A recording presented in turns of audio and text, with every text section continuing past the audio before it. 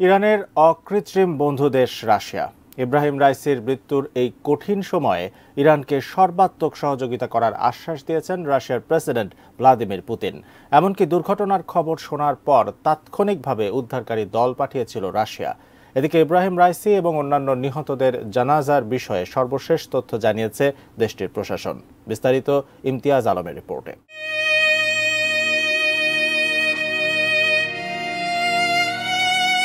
ইসলামী প্রজাতন্ত্র ইরানের president Syed Ebrahim Raisi এবং পররাষ্ট্রমন্ত্রী হোসেইন আমির আবদুল্লাহিয়ান সহ গুরুত্বপূর্ণ কর্মকর্তাদের হেলিকপ্টার দুর্ঘটনায় পড়ার পর দুঃখ ও শোক প্রকাশ করে রাশিয়ার প্রেসিডেন্ট ভ্লাদিমির পুতিন বলেছেন, ইরানের সহযোগিতায় এই মুহূর্তে যা প্রয়োজন তার সব করতে প্রস্তুত রয়েছে রাশিয়া।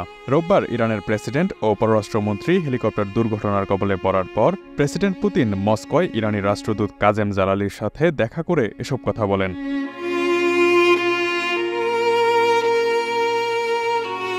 হেলিকপ্টার দুর্ঘটনার খবর শুনে প্রেসিডেন্ট পুতিন ইরানের রাষ্ট্রদূতকে তার কার্যালয়ে আমন্ত্রণ জানান। এ সময় তিনি দুর্ঘটনার বিস্তারিত খোঁজখবর নেন এবং ইরানের সহযোগিতায় এগিয়ে আসার বিষয়ে রাশিয়ার পক্ষ থেকে প্রস্তুতির কথা জানান।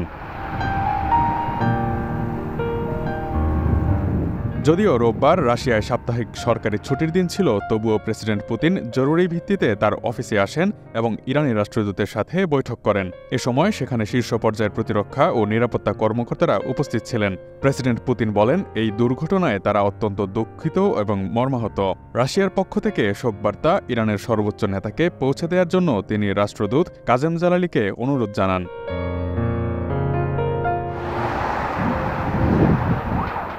ইরানের রাষ্ট্রদূত জানান, বৈঠকে রাশিয়ার প্রতিরক্ষা মন্ত্রী, জাতীয় নিরাপত্তা পরিষদের সেক্রেটারি, সশস্ত্র বাহিনীর chief of the joint staff, বেসামরিক সুরক্ষা, জরুরি পরিস্থিতি ও দুর্যোগ ব্যবস্থাপনা মন্ত্রী, প্রেসিডেন্টের বিশেষ সহকারী ও কেন্দ্রীয় গোয়েন্দা সংস্থার এক জ্যেষ্ঠ কর্মকর্তা উপস্থিত ছিলেন। এর আগে রাশিয়ার প্রেসিডেন্ট পুতিন উদ্ধার অভিযানে অংশ নেওয়ার জন্য 2টি বিমান ও 50 সদস্যের একটি শক্তিশালী ত্রাণ ও উদ্ধারকারী দল পাঠায় ইরানে।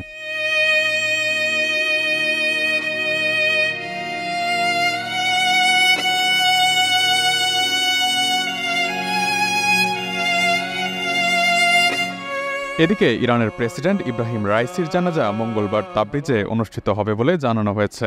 দেশটির সংবাদ মাধ্যম তাসনিম নিউজ এই খবর নিশ্চিত করেছে। এরপর রাইসির মরদেহ নেওয়া হবে রাজধানী তেহরানে। ব্রিটিশ সংবাদ মাধ্যম বিবিসি খবরটি নিশ্চিত করেছে। ইরানের ইসলামিক প্রপাগেশন অর্গানাইজেশনের তাবরিজ দপ্তরের পরিচালক হুজ্জাতুল ইসলাম মাহমুদ হোসাইনি এসব তথ্য নিশ্চিত করেছেন।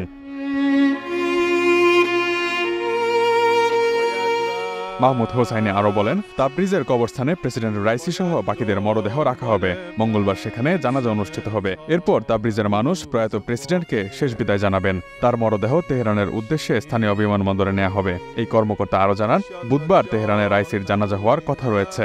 সর্বোচ্চ নেতা আয়াতুল্লাহ আলী খামেনি তাতে অংশ নেবেন। এর একদিন পর অর্থাৎ বৃহস্পতিবার জন্মশহর মাশহাদে রাইসিকে চিরনিদ্রায় দাফন করা হতে পারে।